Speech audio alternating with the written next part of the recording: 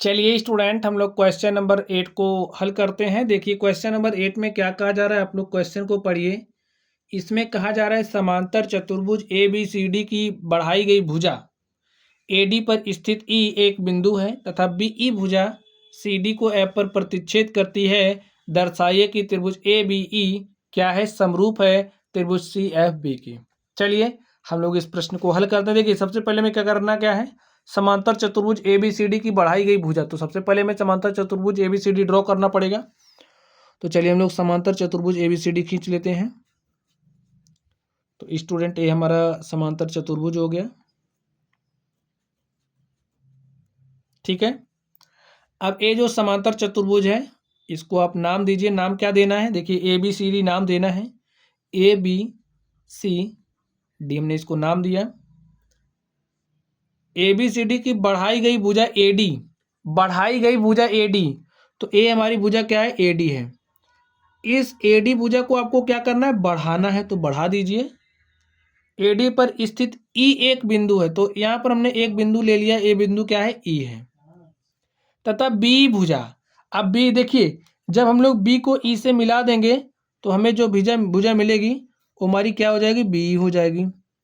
ये हमारी BE भुजा हो गई। BE भुजा CD को, ये देखिए CD है, CD को प्रतिच्छेद कर रही है यहाँ पर, तो CD को F पर प्रतिच्छेद करती है, तो यहाँ पर हमारा F हो गया। इतनी बात समझ गए।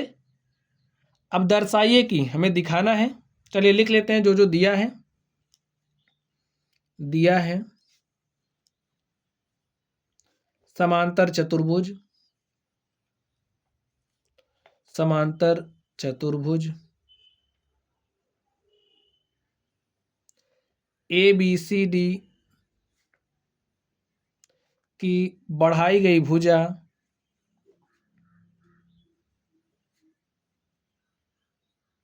भुजा AD पर स्थित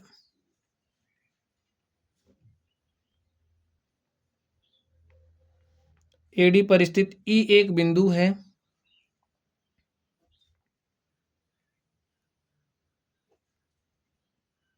तथा B भुजा CD को F पर प्रतिच्छेद करती है, F पर प्रतिच्छेद करती है। ठीक स्टूडेंट, इतना हमें दिया गया था। चलिए अब हमें सिद्ध क्या करना है, जो सिद्ध करना है आप उसको लिख लीजिए। सिद्ध करना है त्रिभुज ABE क्या है, समरूपक किसके, त्रिभुज CFB के। हमें सिद्ध करना, चलिए इसके लिए हम लोग प्रमाण देते हैं। अब आप लोग ध्यान से देखिए, हम किस में देखेंगे, त्रिभुज ABE, ABE इस बड़े वाले त्रिभुज में देखेंगे। लिखिए त्रिभुज ABE तथा CFB में, CFB में।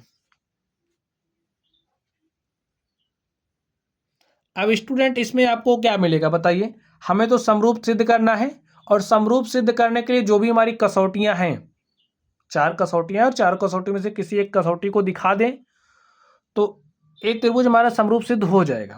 हम अपने टारगेट की तरफ आगे बढ़ेंगे। अब देखेंगे ABE में, देखिए क्या है, ABE है, CFB है, ABE है, CFB है। कुछ आपको मिल रहा है, नहीं मिल रहा है। अगर हम लोग इस कोण की चर्चा करें, एक कोण बराबर होते हैं, आपको पता होना चाहिए।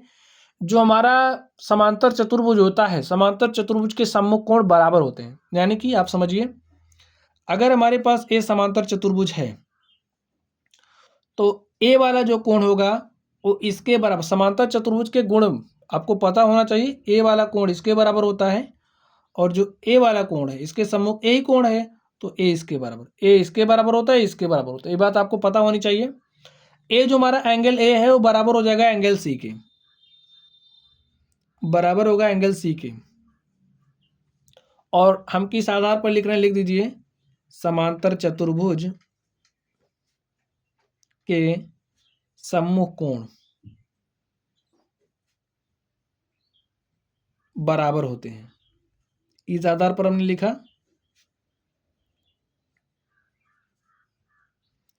समांतर चतुर्भुज के सम्मुख कोण बराबर होते हैं।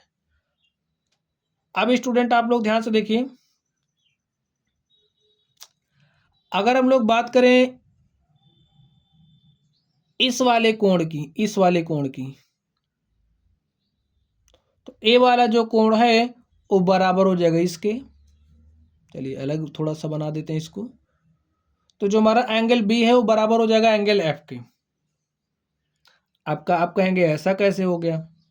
तो आपको पता होगा कि अगर हमारे पास कोई दो समांतर रेखा है, इस तरीके से समांतर रेखाएं हैं, और कोई तिर्यक रेखा इस तरीके से काटती है,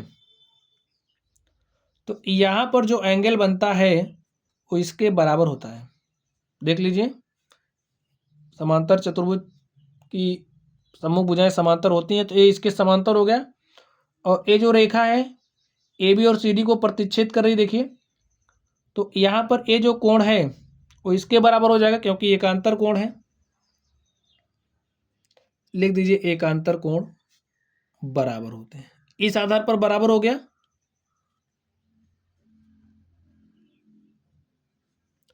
और स्टूडेंट देखिए, इसके संगत ए वाला कोण हो गया, इसके संगत ए वाला कोण हो गया, और संगत कोण बराबर होगा। और जब संगत कोण बराबर होते हैं, ये इसके संगत कोण बराबर हो गया, इसके संगत, एंगल एंगल समरूपता की कसौटी लागू हो रही है। यहां पर लिखिए एंगल एंगल समरूपता की कसौटी से